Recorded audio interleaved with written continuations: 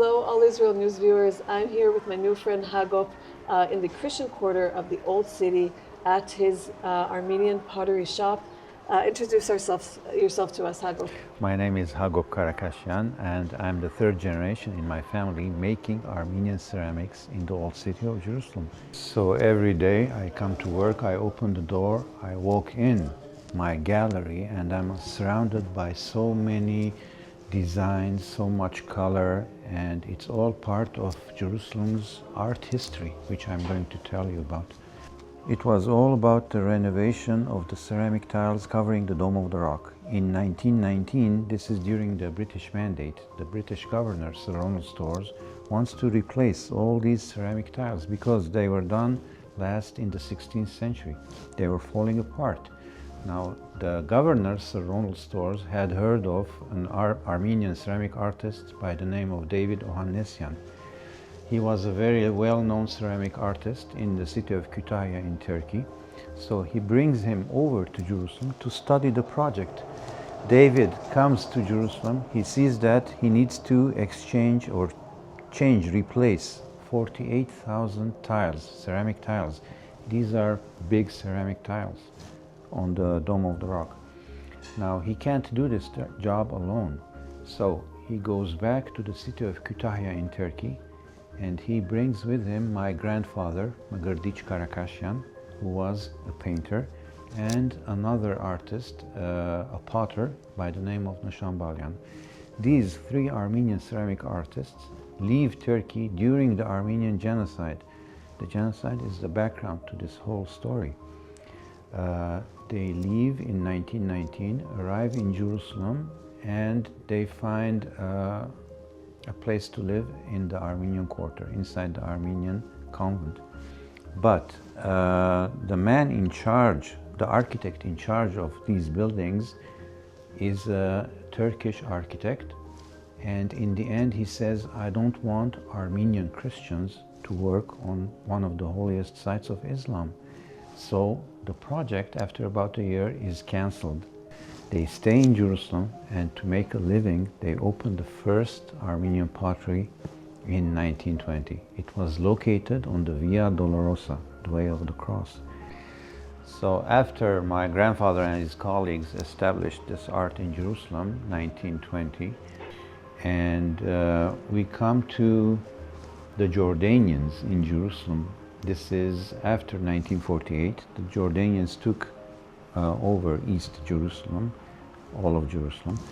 And in 1966, the Jordanian municipality commissions my father, Stepan Karakashian, and my uncle, Berj Karakashian, to make all the street signs on ceramic tiles inside the old city. So because of the Jordanians, first they were made in Arabic and English. Now, in 1967, the Israelis come, and the first mayor of Jerusalem, the Israeli mayor, Mr. Teddy Kollek, he looks at the signs my father made. He says, it's very nice, but please add the Hebrew language. And as you see in the picture, there's a line here. The Hebrew was added after 1967. Part of the reason is why we do the painting workshops.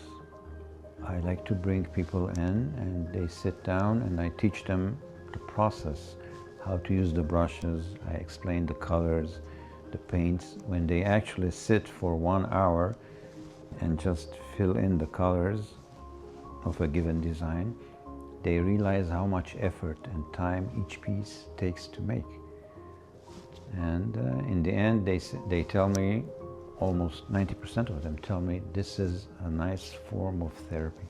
We just forget the outside world and concentrate on creating something artistic and beautiful. So we're creating this beautiful work of art, which really does require a lot of patience and skill. And we're going to actually go outside, and it's going to show me exactly what they create and how it looks like on the street signs outside, on the walls, the towering walls of the old city. And so now every time you guys walk into the old city, you'll be able to see the signs and remember that it came from here. Every morning I enter Jaffa Gate on my way to the studio here. I look up and I remember my father every day because his work is on the walls of Jerusalem. Makes your I heart feel swell proud. with Yes, pride, yes, yeah. yes, yes, yes. I feel the connection with Jerusalem. And this kind of work that I do is part of the reason I stay here and I persist. Despite all the difficulties, all the pressure to leave, it helps me ground myself and just concentrate on what I do. I use this gate every day to enter the old city and go to work, to my studio. It's like a 5-minute walk. But as I enter every morning, I just stand here just for a moment and I look up. And what do I see? My father's and uncle's work on the walls of Jerusalem inside Jaffa Gate. So every day I'm still amazed that these signs still exist, my father's and uncle's work. And I feel like I'm part of the history of Jerusalem, the old city of Jerusalem. You are. That's incredible, wow.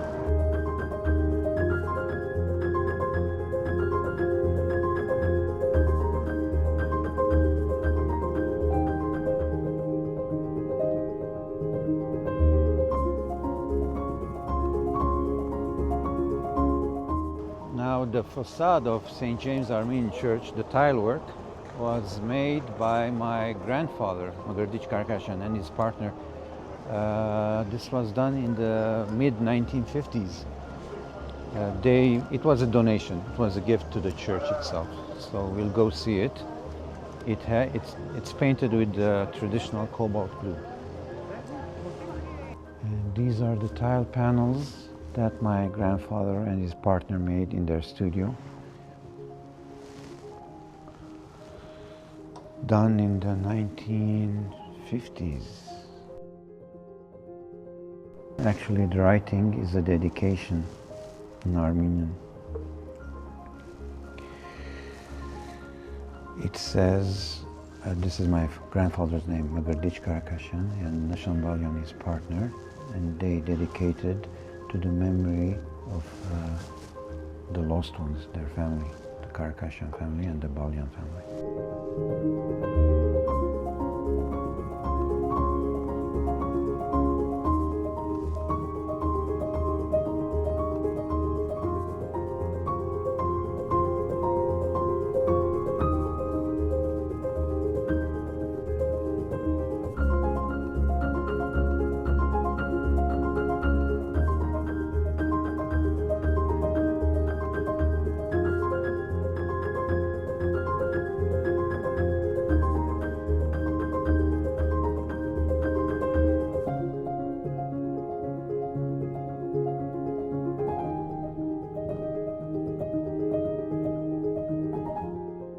Thank you for coming here today and helping me share my story, which is part of Jerusalem's history, actually. I've loved this, learning about Jerusalem's history. Every single time now I walk in the old city and look at the street signs, I'll be able to see you and your family. So thank you so much for allowing us to be part of this journey. Thank you guys for watching. If you want more Israel-related content, go to allisraelnews.com. Hit the notification bell, hit subscribe, and we will see you guys in the next one.